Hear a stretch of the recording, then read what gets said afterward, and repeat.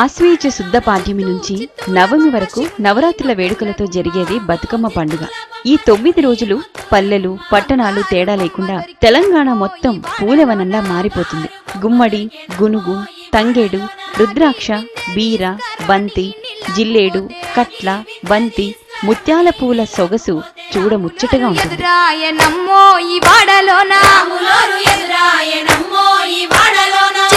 చిత్తూల బొమ్మ శివుని ముద్దుల గుమ్మ, బంగారు బొమ్మ దొరికే నమ్మో ఈ వాడలోన, వెండి బిందె తీసుకవెలది నీళ్ళకు పోతే, వెంకటేశుడెదురాయ నమ్మో ఈ వాడలోన. బతుకమ్మ అంటే బతికించే అమ్మ అని అర్థం. పూర్వం చాలా ఏళ్ల క్రితం తెలంగాణ ప్రాంతం ప్రకృతి వైపరీత్యాలతో తల్లడిల్లిపోయింది. పంటలు ఎండిపోయాయి, అంటువ్యాధులు ప్రబలాయి, ఊళ్ళన్నీ నాశనమైపోయాయి. పుట్టిన బిడ్డలు పురిట్లోనే కన్నుమూశారు.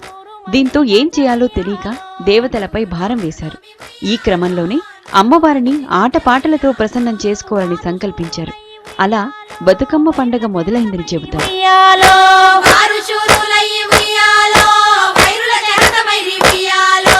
తల్లిదండ్రులప్పుడు ఉయ్యాలో తరగాని శోకమున ఉయ్యాలో,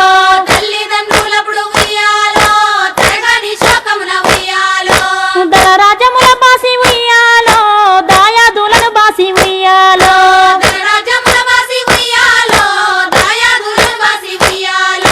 వనితతో వారాజు ఉయ్యాలో, వనమందు నివసించే ఉయ్యాలో. పౌరాణిక గాథ ప్రకారం చోళరాజు ధర్మాంగదుడికి సంతానం ఉండదు.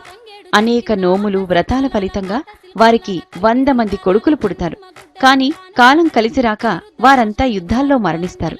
లేక లేక కలిగిన పుత్రులు ఇలా చనిపోవడంతో తీరని దుఃఖంతో రాజదంపతులు లక్ష్మీదేవిని పూజిస్తారు.